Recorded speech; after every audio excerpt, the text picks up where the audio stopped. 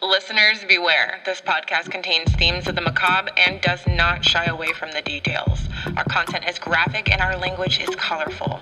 We might not be your cup of tea, so listener discretion is strongly advised.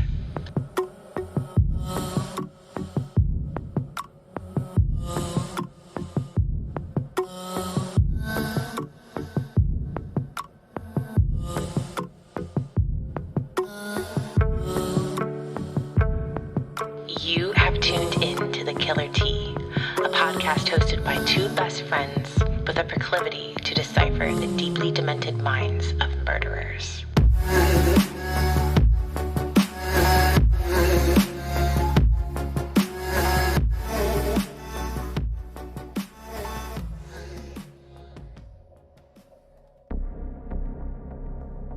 Welcome to episode 10 of The Killer Tea, where we will be discussing the Blood Countess, Elizabeth Bathory.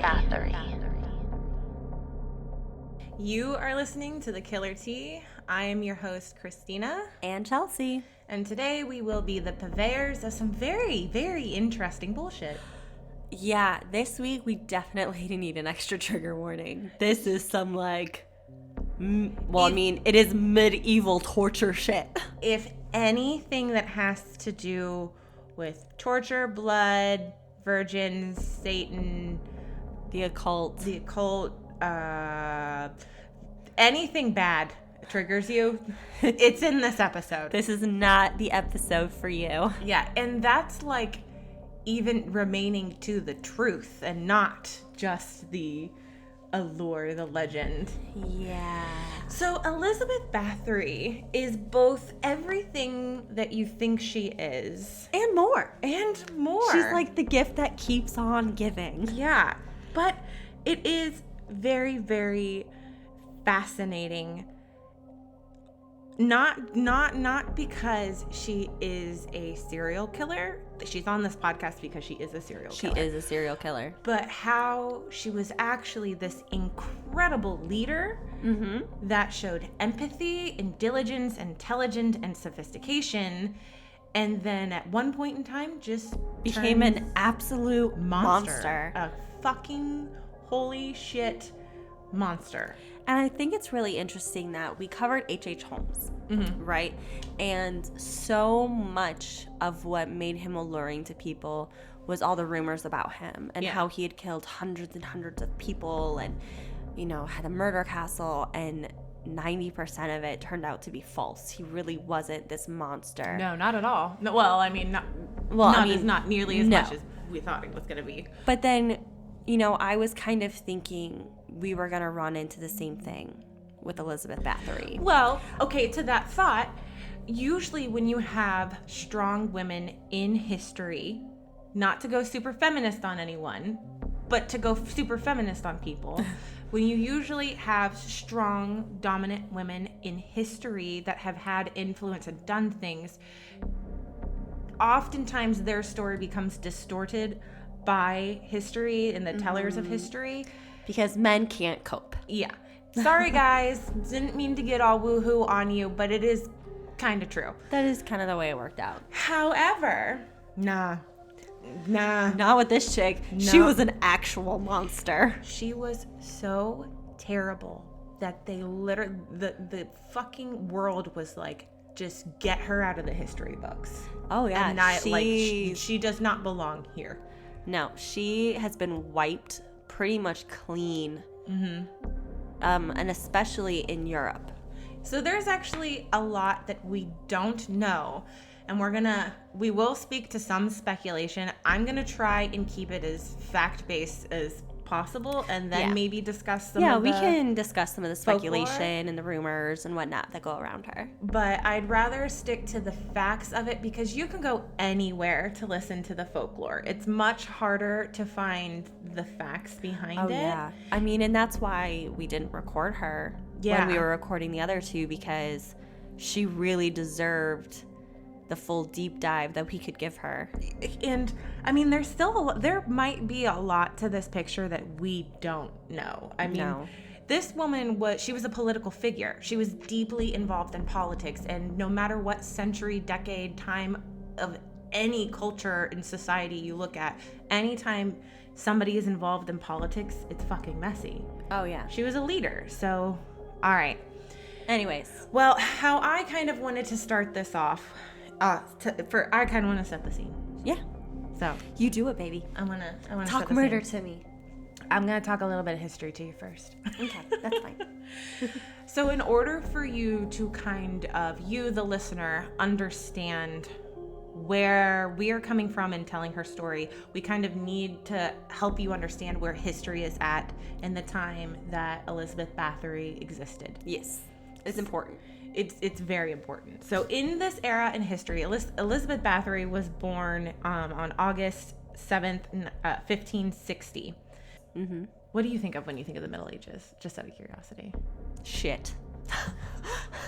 Like literal shit, figurative shit. I think of it's castles. Just a shitstorm. Yeah, I mean, I think of castles. I think of knights, Roman Empire, and war, and what's the joke? Famine. The Ottoman Empire. We're going to be slightly talking about the Ottoman Empire today.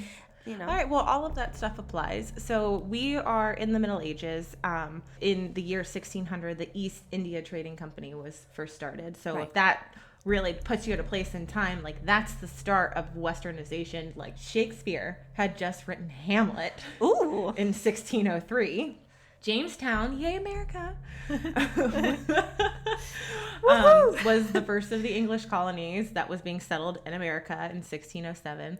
The 30 Years' War is about ready to begin in 1618, where the Protestants revolt against the Catholic rule in Denmark, and Sweden and France invade Germany. Oh yeah, this is big when Christianity was really getting a foothold out of Catholicism. Yeah, there's religious war going back and forth between the Protestants and the Lutherans. And North Hungary is occupied by very privileged, very wealthy nobility. In the south of Hungary, you have the Ottoman Empire coming in, building furniture. I'm kidding. You have to listen to Eddie Izzard to get this joke. I don't think you even have to listen to Eddie Izzard to get that joke, because you're saying Ottoman Empire. Building up the furniture. Oh, fuck. Oh, fucking hell. Please leave that in there. Sorry. So the Ottomans are kind of... Stop laughing at my furniture references. I'm Okay, sorry. from now on, the Turks are invading Hungary. And Hungary is ruled by the Habsburg monarchs, which are two brothers. Pretty sure it's two brother princes. Habsburg monarchs, they are part of the motherfucking Roman Empire. But Habsburgs are battling the Turks, and they need to superpower their armies, so they force all of the peasants to join the military. The peasants don't like this. No. They revolt because they've been treated like shit, and now they don't want to die for these rulers that have been treating them like shit. This doesn't go well for them. No, it doesn't go well for them. Because of that, the nobility is actually to put in place a law that says essentially all peasants are property of nobility. Yes. And more or less the laws regarding the peasants do not apply to the nobility. No, they basically don't have any rights, and they are not able to speak against nobility in any way, shape, or form. They can't testify against nobility. Basically anything they say, they're slaves. yes, can be undone by nobility. So nobility can basically do whatever they want to any peasant, and nothing can basically be done to them. And in this time period, the everyday commonplace treatment of peasants is inhumane. It is deplorable. And it's totally commonplace. Oh yeah. Torture is everyday. Heads on spikes, like that shit's normal. Yeah. Like in France, them motherfuckers were playing with decapitated heads playing soccer. Like, yes, all of this stuff is going to be super heinous and terrible that we're going to talk about. But it was normal. But it was normal back then. And I hate to say it like that, but that's the truth. So, okay, now that I've set that, I mean, and we standard. can even look at this in Transylvania. Transylvania. I mean, it was pretty commonplace for rulers to put heads on spikes. Yeah. And that was just like normal Yeah, it shit. was like, hey, don't steal from us. Here's a head on a spike. You could be a kid walking yourself down the street and walk past the river, and there could just be a row of heads just chilling. Yeah. And that was You knew normal. that if you broke the law, you're going to be tortured, and every punishment was severe. Yes. It's just important to understand that, I guess, is what I'm getting at. Mm-hmm. So the Bathory clan was this immensely old family. They date themselves back to the early 800s AD. Mm-hmm. They were immensely rich, tremendously powerful, and they boasted having such a large military and political influence in Hungary that they actually rivaled the king and would go back and forth. Her family actually controlled Transylvania, and her uncle, I would pronounce it Stephen. I'm sure it's not pronounced Stephen. Maybe Stefan Bathory was actually the king of Poland. Yeah, he was the Grand Duke of Lithuania. Yep. So very, very, very powerful. Very, very family. prominent, powerful families. And they had lots of money. So the Bathory clan was divided into two families. Mm-hmm. They both had the same surname. Yes. But it's kind of like Smith. You know what I mean? Yeah. But only in this circumstance, it is divided into two. This big thing that they say about Elizabeth was that she was a child of incest. And that's not... I mean, she was. Her parents, Anna and Georgi, is how I think you would pronounce. It looks like George, but I've heard it pronounced Georgi, were very distant cousins. And the way I heard it is that even in today's society, the amount of distance they were would be acceptable in today's society if they got married. So it would, I mean... They're probably like 6th, 7th generation cousins. Very distant cousins. Yeah. But how the picture of her is painted is more like, cousins. And that's not really the truth. That's just not the truth. So, I mean, that was just sheer fucking gossip. An interesting thing about her family also is they actually shifted, I don't know if you heard this, their influence between the opposing kings of Hungary. Yeah. And like the surrounding I'm sure that they were just playing to whoever. Yeah. It was very Game of Thrones. Very Lannister. Very Lannister. I love it. Which I thought was very interesting. So you have the two branches of the family. I'm going to butcher this. Get ready. It's going on the block. Somalio. There's one branch. And Exed branch. I don't fucking know.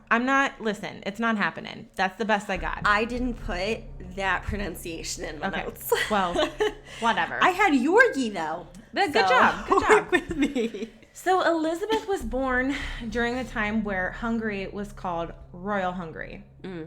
And that was ruled over by the Habsburg kings. And they were so prominent and rich that they actually loaned money out to these kings and other kings and stuff. They were gangster. Like the mob boss gangster. She came from good blood. She did. Is all I'm saying. And the good blood thing plays into her whole end deal. So we'll touch more on that later.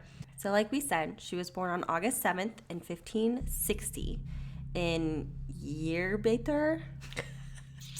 Nope. I love you for even fucking trying. Butchered that. Hungary. She's born in Hungary. She is born hungry. I'm born hungry. And she was raised at the family castle in Exade. I don't know. Yeah. Probably butchered that too. I wish we had a family castle. I mean, we could build one. There is. So my maiden name was Lowther, and there's definitely a gigantic Lowther castle in England. So I should just go back and claim that shit.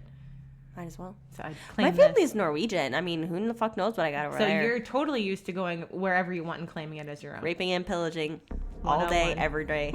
Every day. Norwegian, Swedish, English. Raping and pillaging. That's our jam. Goddamn colonials. Okay. Hey, Vikings. Well, but the British side, my darling. God. Sorry, a little bit of love of history is coming out of here. So basically, Elizabeth is brought up in this very well-to-do family. And it's said that she was prone to fits of rage as a child. And the way I've also heard it is that she was probably just a very, very spoiled and entitled little girl. Yeah, that's the trope of nobility at the time, because they were raised to believe that they were better than everyone and everything other than the king. Right. So I'm not surprised. I think that was like sense of entitlement. And she also had bouts of, help me out here, epilepsy. Epileptic seizures, which epilepsy actually runs in her family. Yeah. And supposedly also mental illness might run in her family, but there was nobody there to investigate that. No, so we're talking about 1560s, early 1600s. There's nobody there to really evaluate. Psychology is not really a thing. Yeah. But the whole epileptic thing, we have theories on, and we'll touch on that later. So Elizabeth was very fortunate to grow up in a time period where the nobles were educating both of their children. Yes. So they would send the boys off to typically a secular education, and then the girls would remain home with tutors if you were well off. If you were higher nobility, medium to moderate nobility, the girls would be self-taught. But they were learning to read.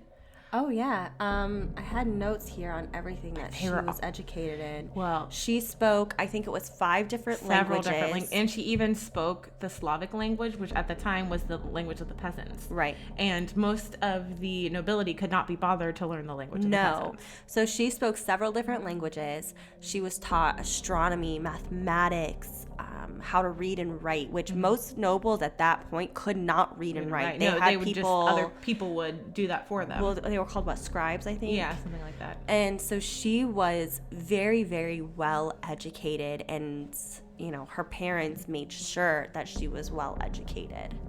Well, not only was she well educated, but she was actually very gifted. Yes. And all of the credible historic information says that she was brilliant, that she was above average, not IQ, because IQ wasn't a but intelligence. Scale, but intelligence for sure.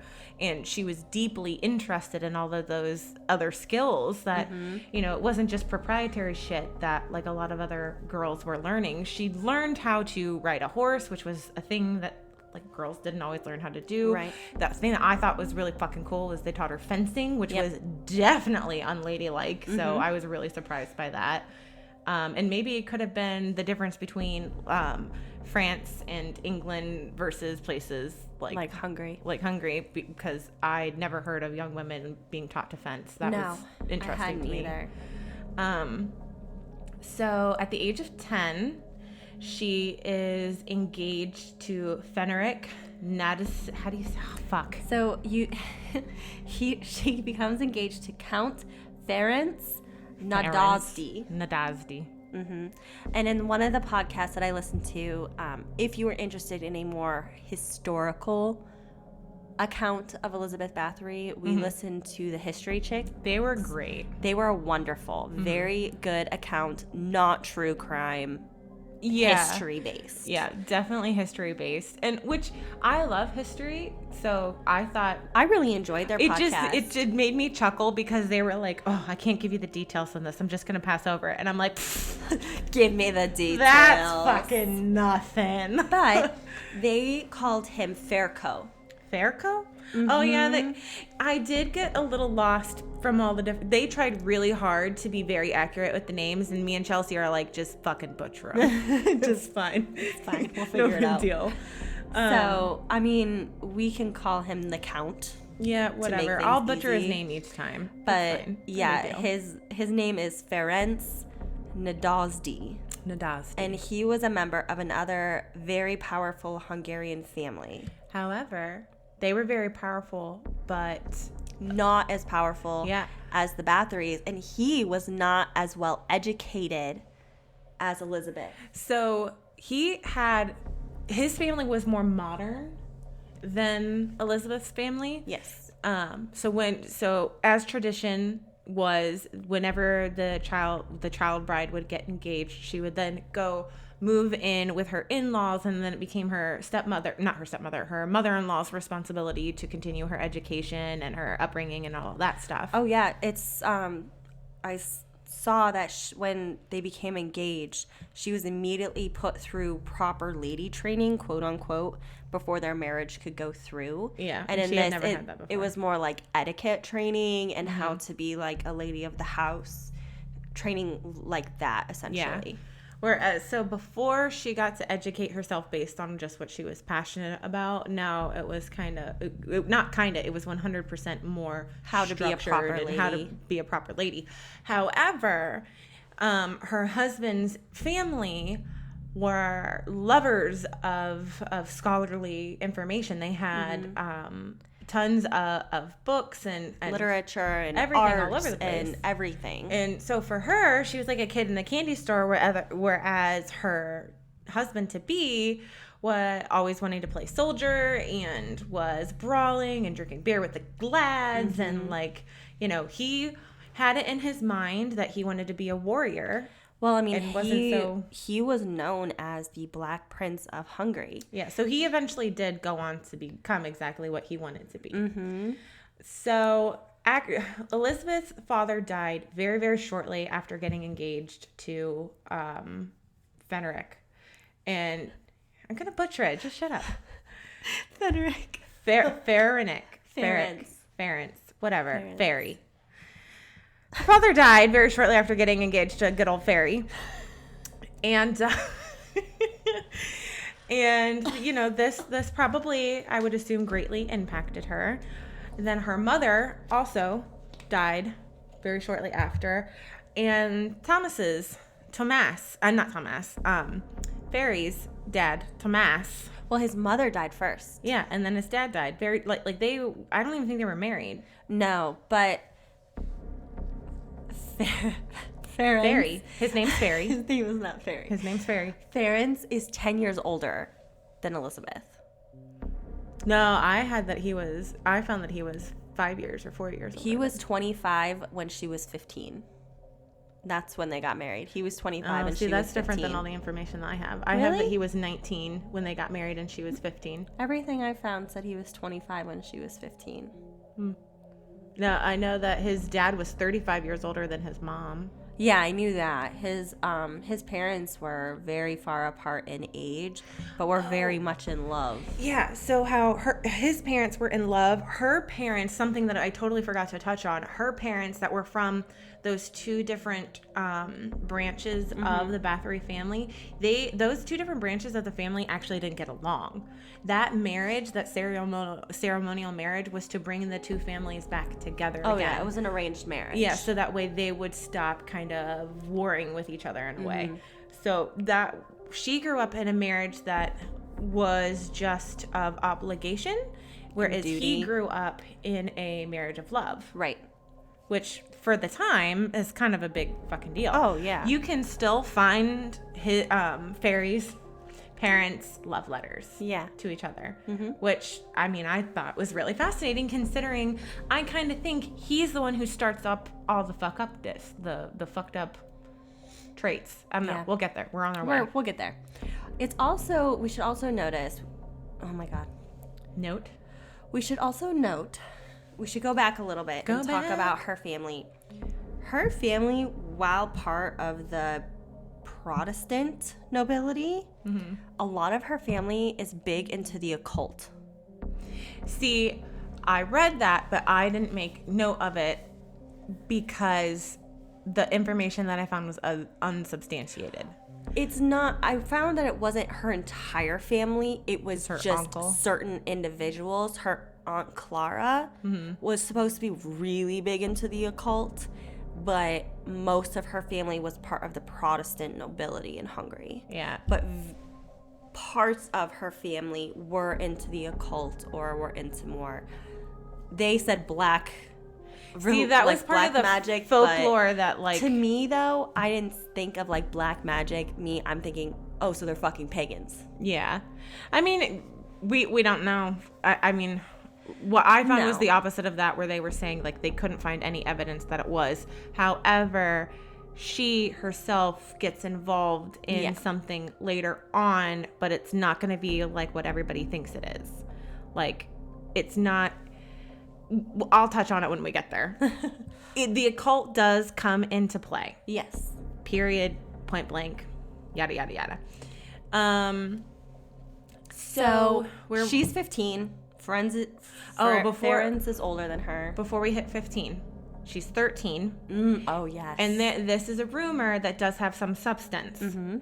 So at 13 years old, this rumor began to spread that Elizabeth was pregnant with a love child of a attractive servant and or man of minor nobility named Ladislav Bende. Bende?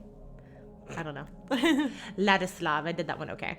A document exists that is signed in front of church officials where the Countess Bathory claims that she was abducted and drugged and forced by Bende.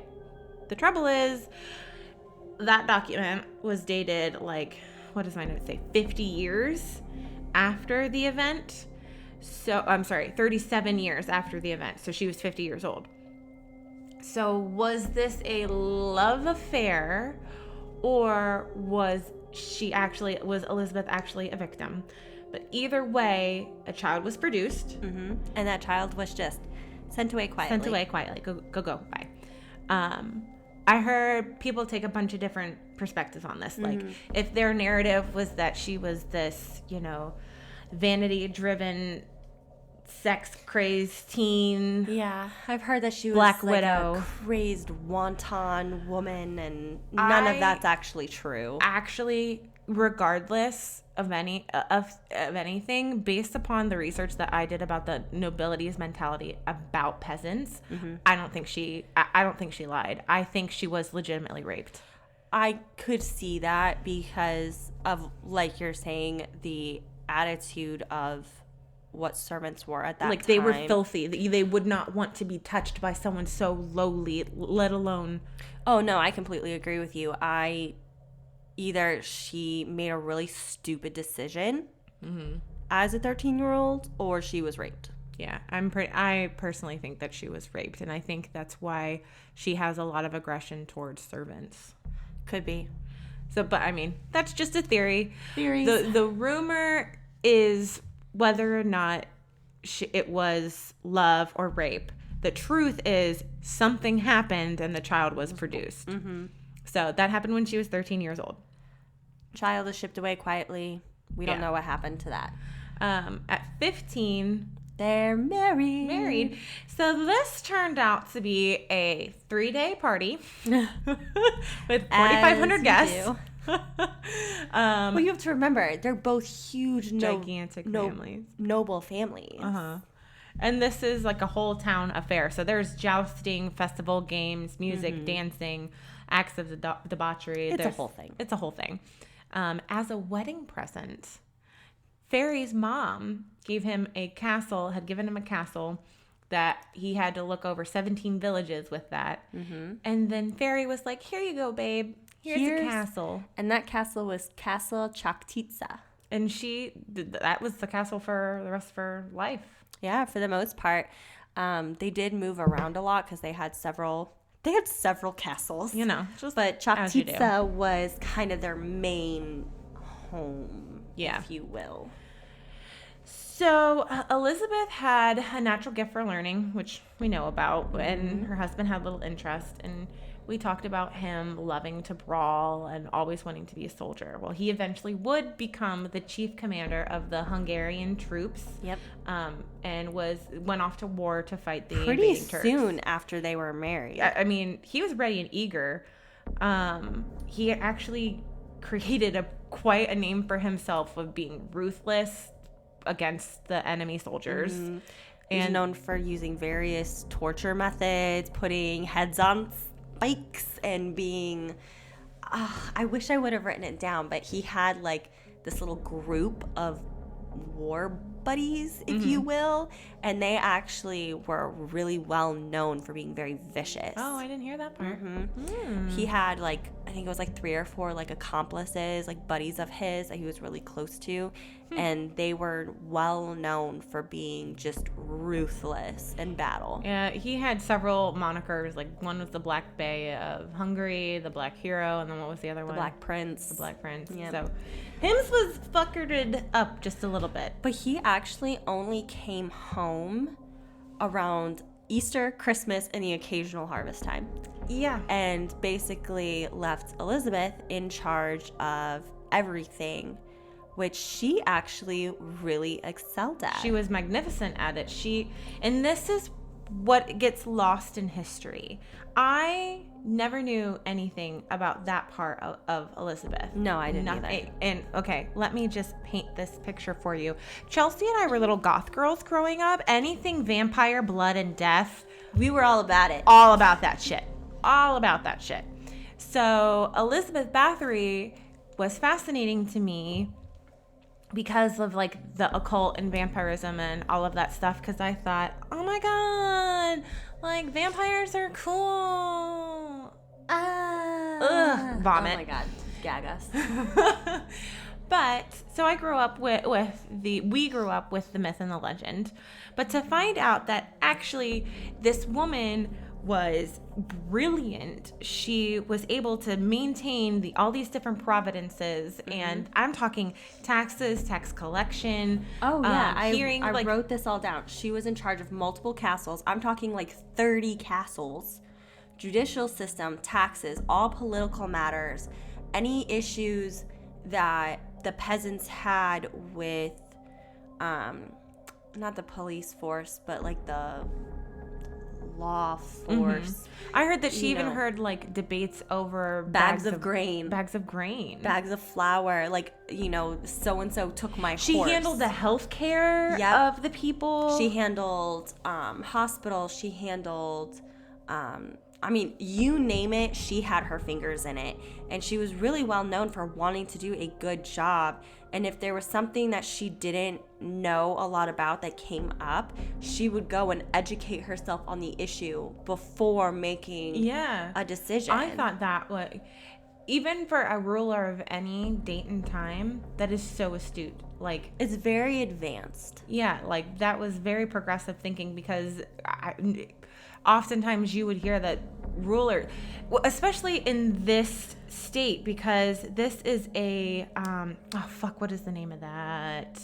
Whenever an absolutionist. This is an absolutionist time, wherever one ruler rolled over everything, and what they said was law. You could not challenge it. That was just it. Yep. So for her, this is very forward. Yeah, instead of just being like, okay, well, this is how I feel, fuck you, bye, she actually took the time to educate herself on it and then made a decision, which is just crazy to me. Mind-blowing. So I thought that was absolutely fascinating, and I feel so weird complimenting someone who's done such heinous acts. Well, we haven't gotten to the heinous acts. Yeah, I guess that's true. So we're just talking about her prior psychosis.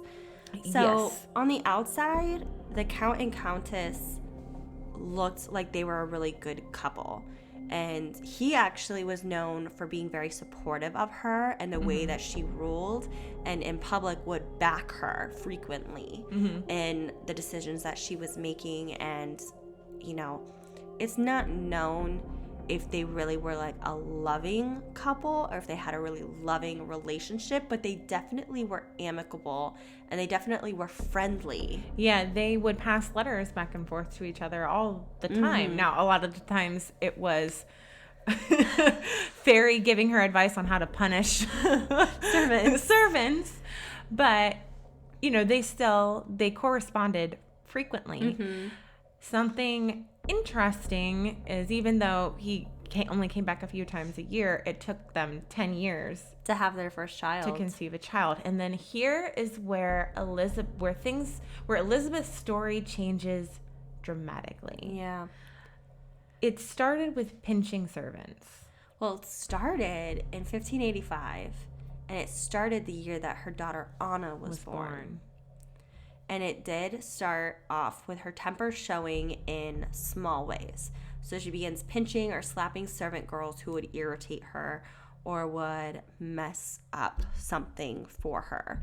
And, servant girls would often leave with bruises and things like that from her. And it just kind of started escalating from there. So you have this mistreatment of the servants happening, but her husband's going away to war, and she has to then take on the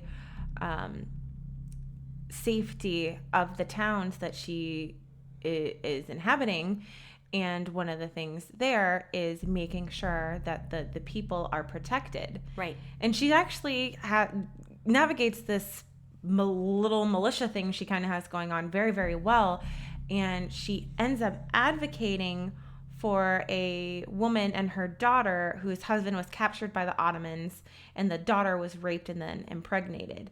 So on one hand, you have this ruler who is beating and torturing her servant girls. And is being very compassionate towards her subjects. Yeah. It's baffling to me. Like, it's literally like she has a split personality almost. Yeah, she literally would intervene to help destitute women of her town, of the towns that were husbands were soldiers, that were not necessarily nobility.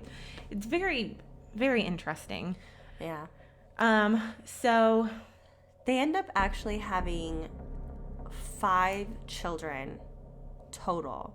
There's Anna, their firstborn, and then I read it as Ursula, but I heard it pronounced Orsica. And then there's Katya, Andreas, and then their only boy, Paul. Katya, Andreas, Paul. I mean, and didn't only 3 of them live to adult life? Only 3 of them made it to adulthood. Yeah. I think it was Anna, Katya, and Paul are the ones who made it to adulthood. And we should also note that they all had the same wet nurse, who was, I want to pronounce it Liana Yo, but I know that's probably not right. Mm-hmm. Well, the wet nurse thing, oftentimes noble children were raised by governesses. Like that's.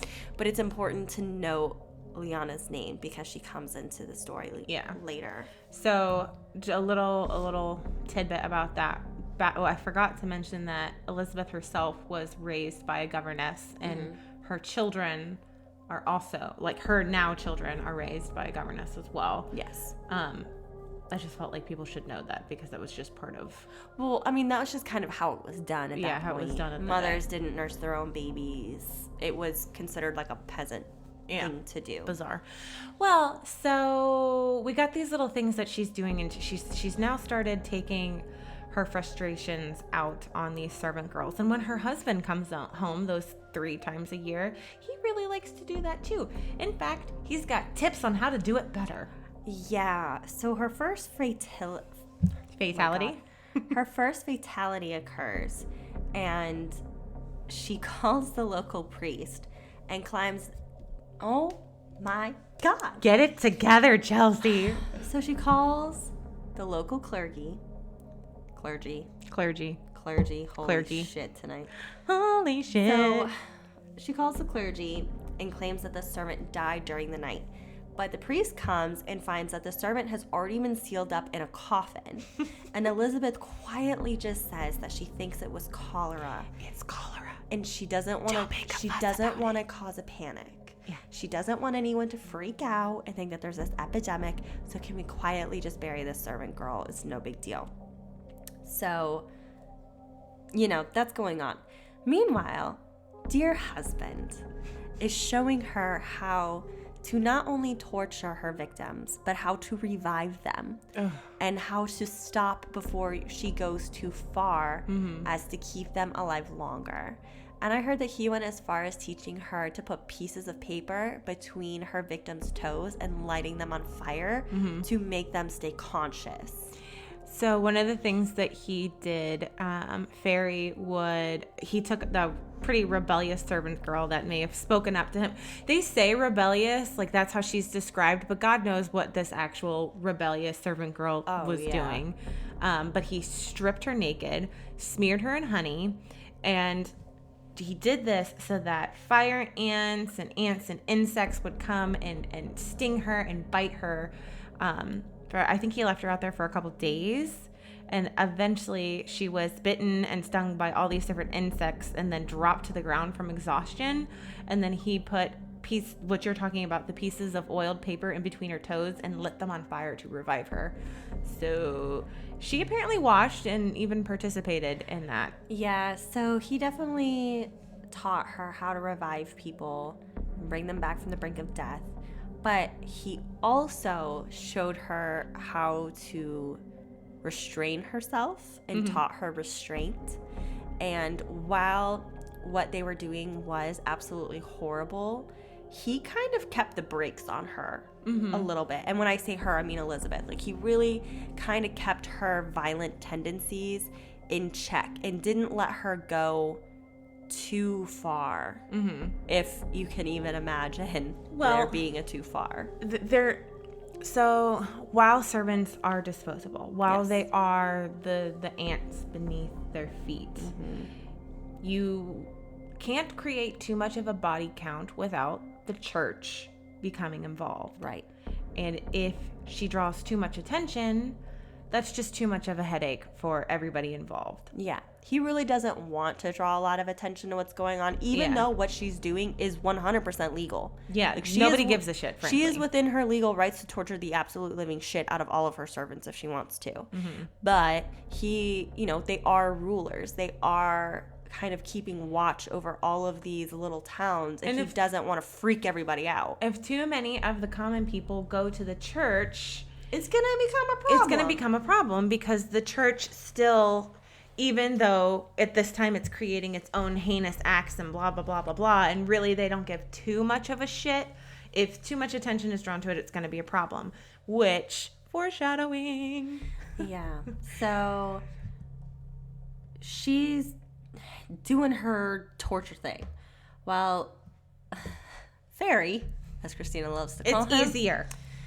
He had an illness where his legs would become very, very weak and he would be unable to walk.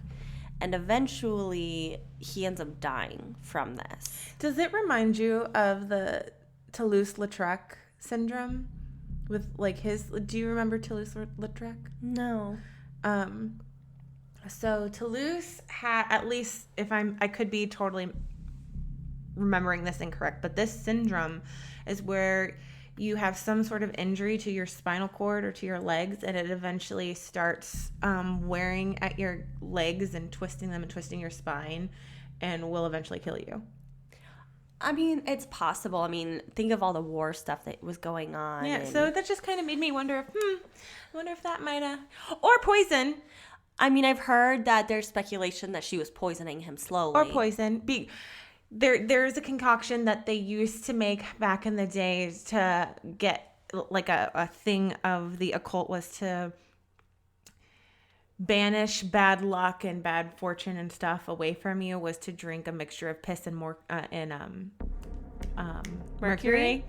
So you're big fans of mercury in the Middle Ages. Yeah, guys, that's so bad for you. What are you doing? Okay. Anyways, so he dies. He literally what's interesting about this is the hardest part of the day is waking up and getting out of bed. But after he's up and moving around, he's actually able to function pretty normally. It's only the waking up part. Right. But he continues with war as long as he can until he gets to the point where he knows, like, his time is coming. Yeah. So then he does go home to Elizabeth and eventually does pass away. It's important here that we talk that at this time, while, yes, Elizabeth is running their household and she is like the controller of everything, her husband is still considered like the head of their household. So she, as a woman, doesn't have very many rights herself. And so when he dies, everything can be taken away from her.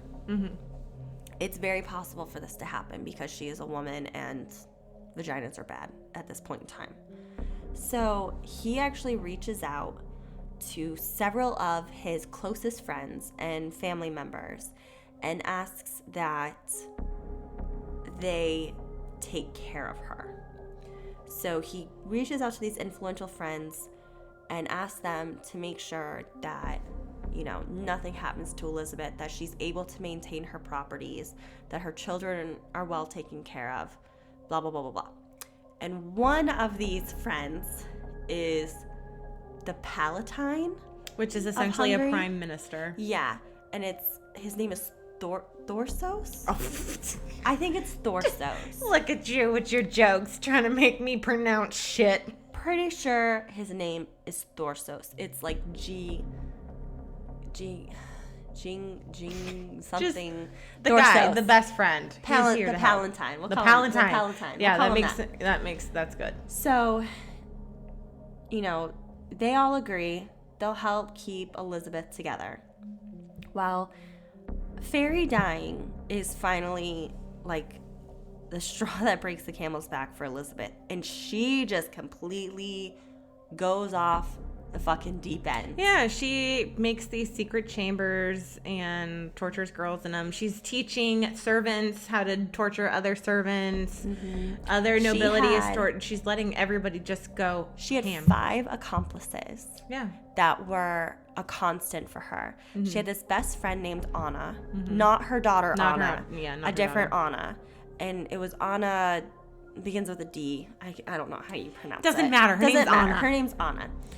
And Anna is her sidekick, much like Fairy is. Mm-hmm. But while Fairy has some restraint and some pull with Elizabeth to kind of pull her back from going too far, Anna is very much the opposite. She's very much into the occult and into the torture and is essentially egging her on. Mm-hmm. And it's just like, oh no, you can do more. Oh no, try this. Oh, try this. Oh, yeah. So her other accomplices are a woman named Katya, I thought. Katya's her daughter. Oh, okay, whatever. Katya, and then there's a boy who is also a servant, essentially. Mm-hmm. He's a teenage boy. And then her wet nurse, Liana Yo, is one of them, and then Dorothea, who was their laundry lady. What random fucking people to have as your accomplices? Oh, crazy finds crazy. Yeah. Anna is the person whispering in her ear. Mm-hmm. Liana Yo is helping her torture. This boy, I cannot remember his name to save my life. Let's just call him the Serf. The Serf. He is responsible for finding her victims. Mm-hmm. And then Dorothea and Katya are mostly responsible for disposal and cleanup. Yeah. So I think we should just get ready, y'all. We're going to talk about the torture We're going to talk about the torture. Because I feel like you have to know. You just have to know. To really understand how big of a monster she is, you got to know. Let's just start. Pins and needles underneath fingernails. Before we do this, if hearing about the specific torture really gives you the heebie-jeebies, bump up the next 30 seconds. Skip ahead 30 seconds. Ready, go. All right. Pins and needles under fingernails. Hanging women by their hair naked. Made to stand in freezing water naked. Forced into dehydration and then made to drink their own urine. Stabbed in the Achilles tendon. Heated pokers shoved into their cavities. Yeah. Your lady bits. Ooh. She would often bite chunks of flesh out of her captives, including their genitalia. She was really known for attacking. She only ever tortured women. Mm-hmm. She never tortured boys, but she would always attack their genitalia and their faces, which is really fucking weird and interesting. I have a theory that in this time period, abuse of children ran rampant. Yes. I think that these educators and the people that were involved in her upbringing and her education may have abused her. Possible. It's just a theory. I don't know. But if it was just random acts of rage, I don't feel like there would be as many patterns as what there are. There's a lot of patterns. Always servants, always girls. Yep. And the type of serial killer she is at this point is she's very organized and she's very hedonistic. So she's going after their genitalia. She's going after their faces. It's very interesting. And what's different about Elizabeth versus other female serial killers is Elizabeth acts very much like male serial killers does. She doesn't need to kill people. She's not gaining anything from killing them. She is killing purely out of lust, for lack of a better word. Like, she's a hedonistic killer. She's killing for pleasure. She's not killing to gain anything.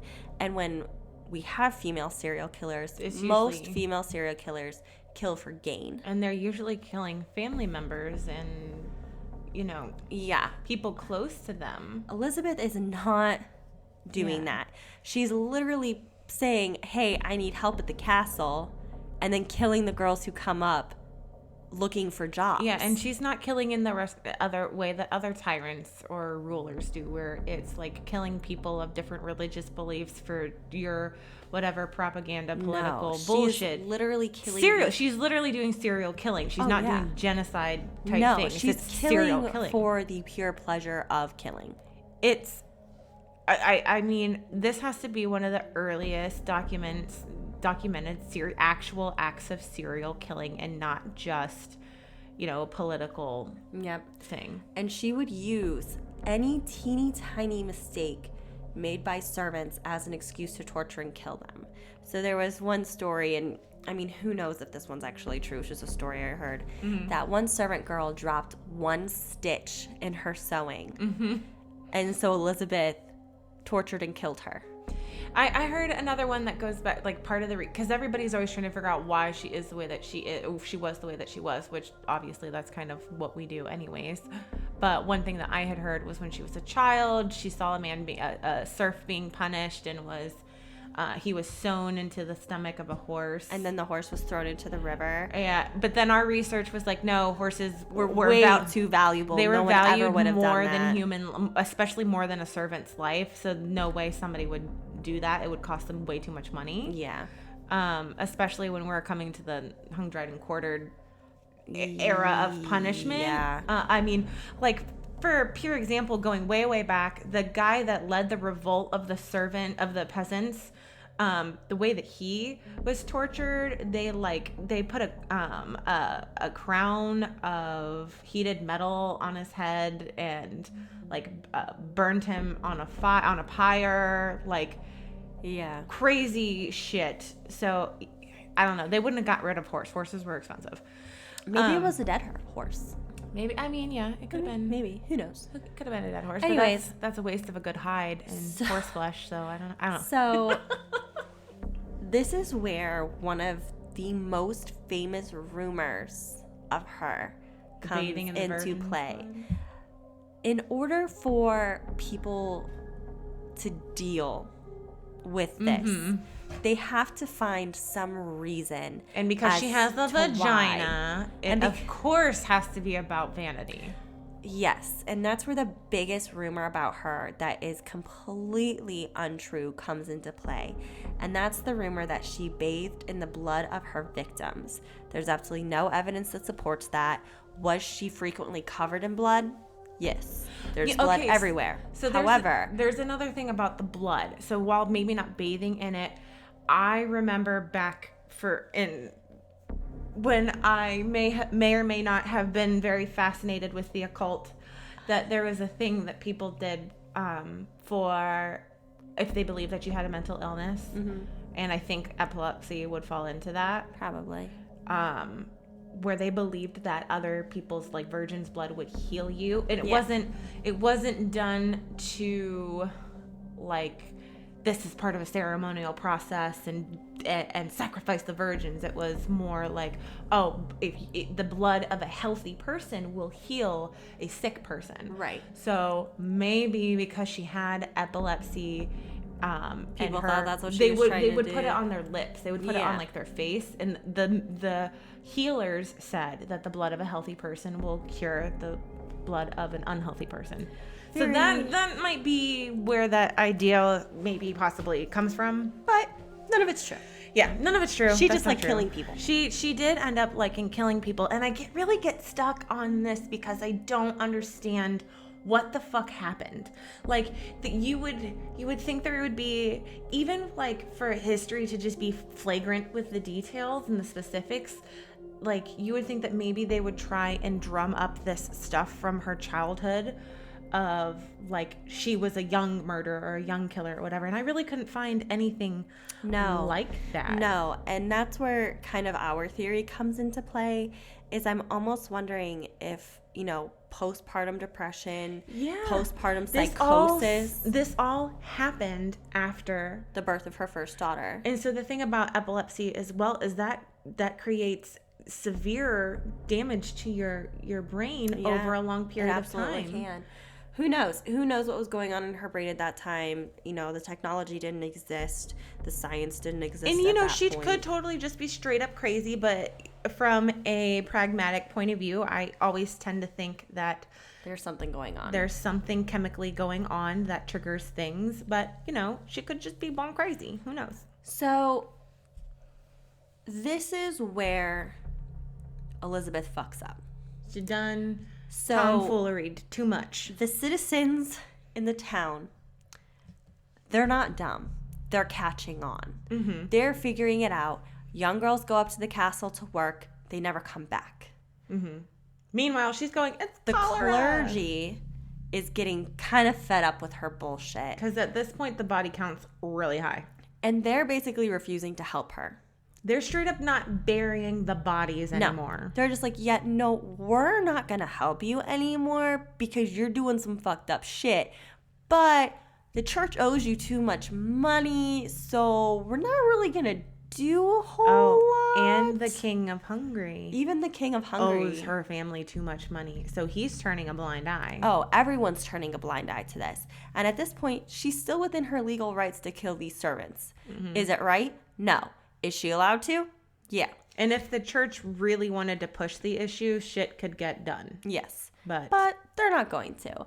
I heard that the bodies were building up so much that dogs would run around with like an arm or a foot. And oh my God, they could see in the windows of the castle girls hanging by their hair. I mean, who knows how much of that is actually true, but I mean, sign of the times, I guess I wouldn't really put it past it. But this is where she really screws up. So they can't get new servant girls. They're not coming to the castle. They don't want to. They're terrified. People kind of know what's going on. So she decides that she's going to start her own finishing school for noble girls. So the opinion that she's sick, twisted, and all that stuff is of the peasantry. Yes. Not of the elite. The elite look at her as, oh my God, she's well educated. She's so good at this. She's so good at that.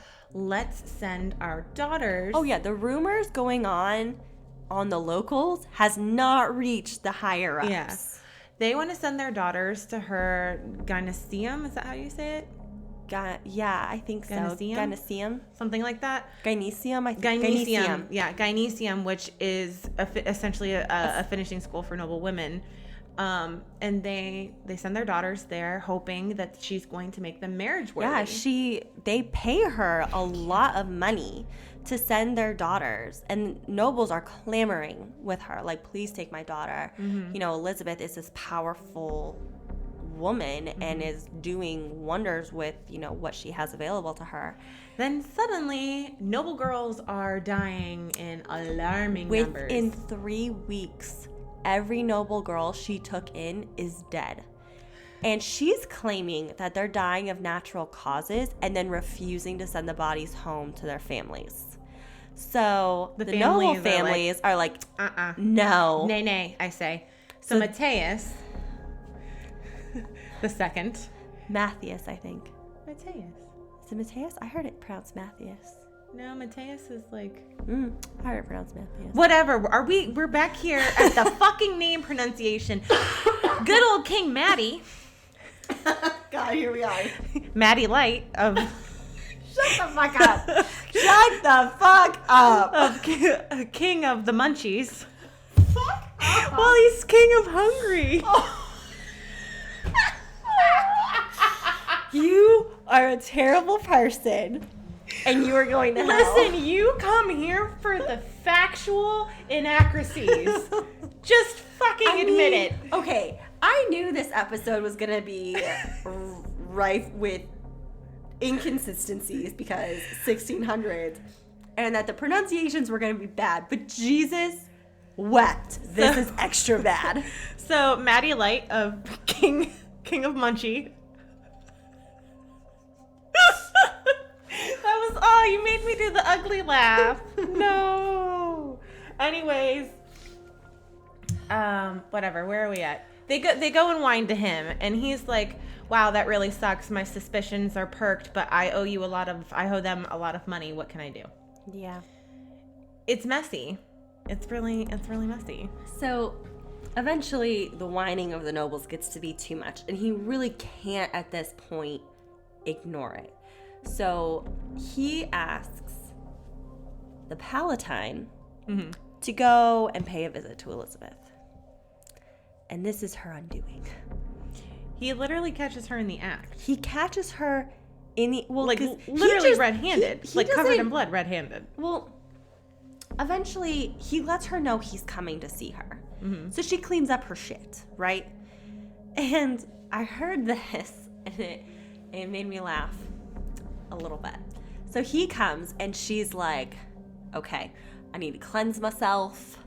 I need to make sure that, no one gets suspicious. And she has this feast for the Palatine and the people that come to visit. Mercury. This bitch mixes mercury and her dirty bath water together. This is a Wiccan thing again. Yes. Again, it's an occult thing. She's like, fuck! Runs out into the woods because that's where all us witches live, in the woods. So she runs out to the woods and is like, hey, what do I do? Wise woman, what do I do? Wise woman's like, I got you. Need you to take a bath, get the water super dirty, put this mercury shit in it. It's going to banish all the bad stuff. Nobody's going to figure out that you're killing people. All of her guests at this feast get fed this little bit of concoction that she's got, and they all fucking get sick. Yeah, I honestly sincerely believe that she was not trying to poison them. No, I don't think she was. That she literally was performing what she thought was a spell that would banish the bad juju. Yes. And it there was banishing of bowels. But so this doesn't help. This hurts her even more. So now the Palatine has been poisoned. He's pissed. He's mad. He's not happy.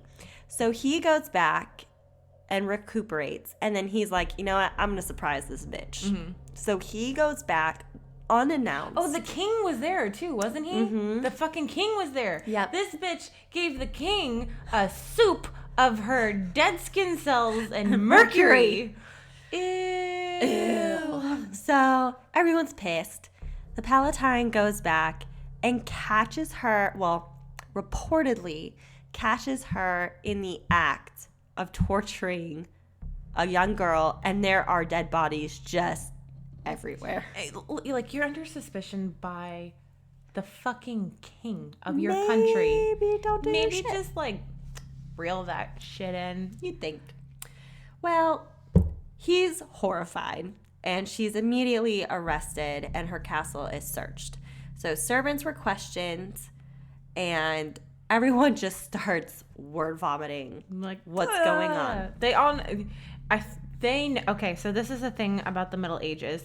Questioning, every time someone is questioned, they are tortured. Yes. That is the process of questioning someone is torture. That is how it's done. That's their police work. So they have an inquisition, right? Mm-hmm. And they bring in her accomplices. Now, it's important to note that Anna, her main accomplice had died the previous year from a stroke. So she's out of the picture, okay? So the other 4 accomplices, the 3 women and the boy, they're Janos. all... Janos. Yes. They're all tortured, essentially, for information. So they're in, like, a trial. Like, they're in a courtroom. And they're stripped down naked, strapped to this chair. And I guess the way that this torture was done, it was very methodical. It was not her type of torture. It was done by the executioner. They would be shown the instruments of torture.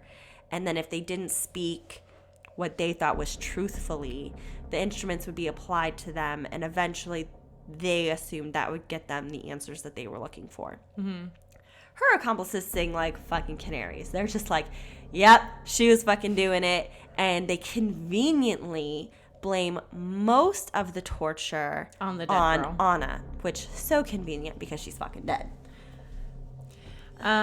So part of her, like, torturing is, we talked a little bit about her kids, and there's not a whole lot of information of, like, if the kids were really involved in the torturing, but there is one of Catalin.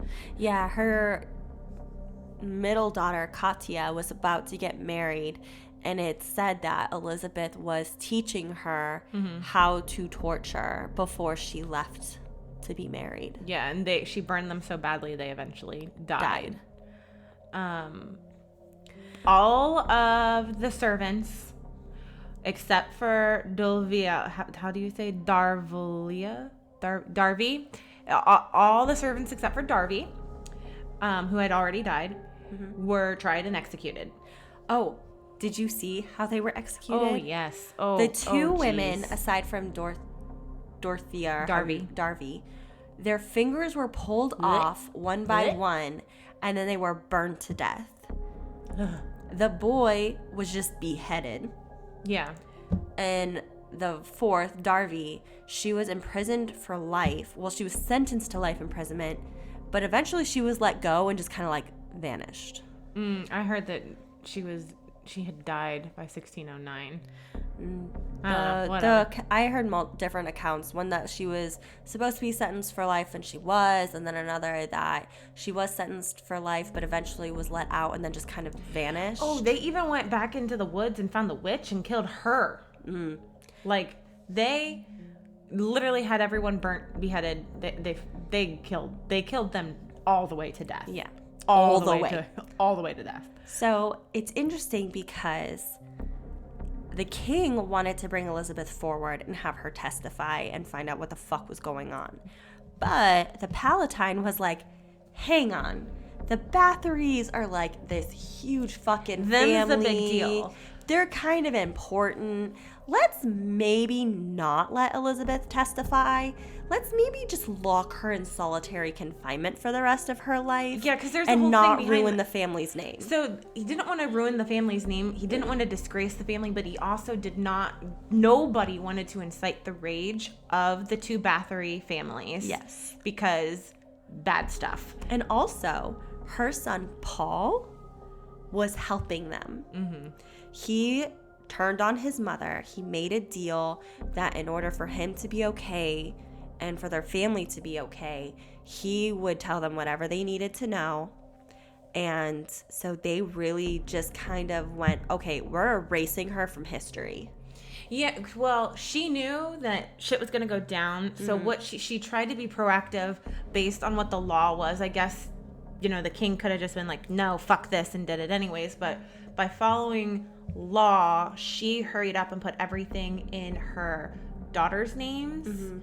So that way all of their money would not go, all of their money in their lands would not go to the king. Right. It would go to the daughters. But then her son-in-laws were like, sweet, fuck you. Yeah. And definitely wanted her all the way dead. Right.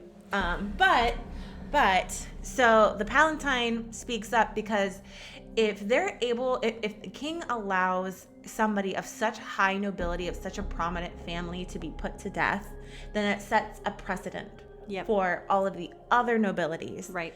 And if the king wants to fund his wars against the Ottomans and all of that stuff, he needs the support of all of those other nobility. And he comes to this part where he fucking hates her. He wants her ass all the way dead. This bitch tried to poison him. He wants her dead. Yep. And so this is kind of like a conflict between the church, him, and all of the other families. And eventually messy things happen, but she essentially gets under fancy house arrest. Yeah, she's actually in prison for life in her rooms at her own castle. And eventually they actually board her up into these rooms. Like, they put stones up and board her in with only little slits for food and air. And she survived for 3.5 years in there before she died. So I heard that Bram Stroker's... Can I just tell you how much I love the name Bram? I love the name Abraham with the nickname Bram. I just love it. I hate that everybody else would just call him Abe. And not Bram. But anyways, so Bram Stoker's Dracula, I have actually heard, was based more on Elizabeth than it actually was on the real Dracula. Yeah, I've heard that she played a really big role in it. Because the actual Dracula was like an actual like war king. So most of his shit that was done for as acts of war. Not necessarily how. Now, if Dracula and Bathory had gotten together, like, what would have happened? I don't know. Like, crazy shit. That's what would have happened. So that is Elizabeth Bathory. And fun fact. What? So after she dies, they were gonna bury her locally. Oh yeah, that's right. And the locals were like, hell nah. She ain't getting buried here. And where her final resting place is actually not documented. Like, no one really knows where she's actually buried at. And it's mostly because they were terrified of people digging her up and doing horrible things to her body. We actually went very easy on the details that we could have provided for the torture. Yeah. And, like, if you think about all the things that we said, that's kind of scary. So I have to ask you, what do you give good old Biz, good old Lizzie, on the Dahmer scale?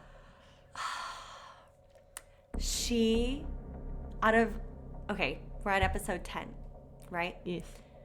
Out of the 10 serial killers that we have talked about, she's the worst for me so far. This girl, she's straight up a 10 out of 10 for me. She's a 10 out of 10 for me too. Like, she is a storybook monster. Of all the boxes that you could check, there's the worst of the worst. She's the worst of the worst. Torture, rape, kill, like, I mean, she's fucking, what is that horror movie? If Saw was real. Yeah. Like. Yeah, that's her for me. That's her. There's no rhyme or reason. Mm-hmm. And, okay, maybe because it was the 1600s and there isn't that copious amount of information about her psychological well-being for us, that it's so much harder for us to wrap our heads around. It's still really telling to know that, like, she's multilingual. Yeah. Very well educated. Yeah. Can think coolly, calmly, pragmatically, well enough to take care of 17 provinces. Yeah. Provinces. Run an entire castle. Be revered and prestigious in hierarchies, in the elite, to be well respected. That says to me APD to a very, very, very high degree. See, but I don't even know if I can get on board with that, because she had meaningful relationships with other people in her life. Yeah, but we don't know how meaningful they were. Well, we don't even know anything if she ever had someone she loved. Like, there's not even, like, information of, like, a trail of lovers after her husband dies, or like, it's very true. Pretty much true. Just Very her. There's not, I mean, the stories you hear about her children are of her just teaching one of them how to murder and kill. You don't really hear much about... Well, I mean, there were letters between her and her husband discussing the children. I mean, like, of her being a loving mother. Or... I mean, she talked about the children and what they were up to and things like that. Yeah, of, like, their teeth and like, one had, like, they had cavities in them and they had to put a hot poker to fix the tooth, to cauterize the tooth. And, stuff like that. I don't know. I don't know. She's a solid 10 out of 10 for me. 10 out of 10. She's done... I mean, that was straight woman-on-woman violence. Mm-hmm. It's not even like... Yeah, that's such a good point. Like, yeah. Like it's not even woman-on-man violence. Or man-on-woman. It's, woman-on-woman violence. And it's just really fucked up. Yeah. I think we've hit our first 10 out of 10. Yeah, Listen, if you sit and take the time to pay attention to the real life information that's out there on her, she is nightmare fuel. Oh, yeah. If we were doing this as like a Halloween episode and we were really trying to set the tone, this could have been a much creepier episode. Yeah. But we went pretty easy on the details on this one. This was a real person that had real power and real influence, and she was so fucking bad they tried to write her out of history. I heard that there's only one portrait left of her. Yeah, there's only one portrait left of her. They burned everything else. Like, god damn. Like, they tried to get rid of her. So that is Elizabeth Bathory. And do you want to do a palate cleanser?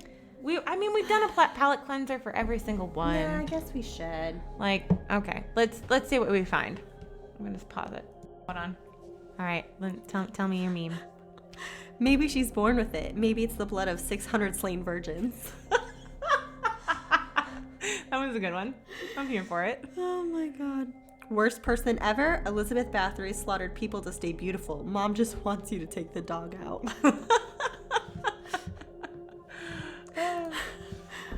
I love the blood red bath bombs. It looks so real and I can feel the years peeling back because of the oils. Elizabeth Bathory would like to ask you a few questions. Oh god. Oh my god. Everyone, vampires aren't real. They can't hurt you. Elizabeth Bathory, hold my beer. It's a picture of Elizabeth Bathory, and it says, "I bathe in the blood of virgins," and then it's of Dracula underneath of it, and it says, "Call me." Oh, we did not actually talk about her factual body count. Yeah, but there's so... I heard the actual factual amount is probably between 50 and 200. Mm-hmm. But it's rumored to be up to 650. One time a servant who was testifying said that they had seen a catalog of over 250 names. Over 650 names. 650 names. Yeah, but her accomplices gave a much lower number.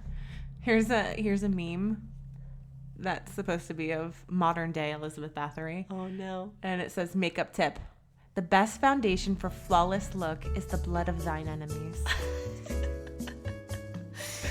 Oh my god. Yes, gold. Servant, please retrieve me 12 more virgins. I'd like to take a bath. Oh my god. God damn. But you know what? Like, it just goes to show that serial killing it just exists throughout time, throughout culture. And if I could go back and talk to 16-year-old Chelsea, I would tell her, get better idols. Yeah. Okay, to be fair, I didn't necessarily idolize Elizabeth Bathory.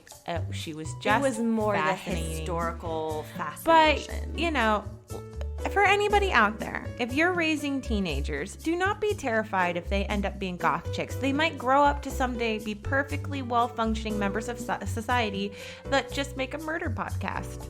You know, as you do. As you do. Like, we're perfectly We are married with children, and we are business owners, and relatively unmedicated. Please don't call CPS on us. Yeah, please don't. We're actually really good moms. I've got an alibi to prove it that I've been constructing for the past 14 years. My children are perfectly normal. Thank you very much. Yes. So anyways, that was Elizabeth Bathory. And I hope you guys enjoyed it. I had fun. That was one of the funnest ones to research. Yeah. I mean, it was rough when you really got into the torture. And if you feel like going down that rabbit hole, I mean, you do you. This is so gross. But it's easier to do that because I understand the time that it takes place in, which does not make it any better on a moral standpoint, but I understand the times that now what she did was like beyond the times, because even the fucked up people of the time were going, like, what are you doing? No, you need to stop doing that. That's bad. Yeah. But yeah, we didn't lose enough people to the fucking bubonic plague, we got this bitch over here killing hundreds of servants. What do I gotta do? Thy kingdom for somebody to wipe my ass is basically what they were doing, because all of the servants were gone. Yes. Okay. Well, you can catch up with us on all our social media platforms, which is just Facebook and Instagram, because we don't do Twitter shit. Yeah, I'm sorry this episode was late. I'm opening a photography studio. I do boudoir photography, and it totally preoccupied all of my time. Shit got cray. We were supposed to record this episode when we recorded the last two episodes, but then we were like, why are we going to do that? We're tired. Let's go home and go to bed. And then we realized, oh yeah, Christina's opening a studio and her life just fell into this abyss of work. That's why we were going to do that. Sorry, guys. It's okay. It's only a day. No, it's 11. It's going to be 2 days late. But our plan is to record 2 episodes this coming week. Yeah. For Thursday. We should hopefully be back to our normal schedule. We're going to record ahead, so hopefully this won't happen again. Yes. And also, Chelsea got a new computer. Why am I speaking in third person? I don't know. Christina would like to know why. Chelsea. I got a new computer. I can finally edit on my computer. So if we need to, I can take it over. And at some point in time, very soon, we do, well, I know we keep talking about this. We well and truly do want to do like mini episodes. Yeah. And maybe like pick a random serial killer or true crime thing or something to talk about on Facebook Live, and then share it to our Instagram, like other little fun things, because we do love true crime that's not serial killers. Like that stuff is also fascinating, and unsolved crimes are really fascinating, but this is our niche. Yeah. Serial killers is our niche. Yeah. That's not a sentence that I thought I would say. No, me neither. But, tell us what, other content you guys want to hear from us. Yeah. There's an option to send us voice messages. Oh, yeah. You can send us voice messages. You can send us Instagram messages. You can send us Facebook messages. Send us an email.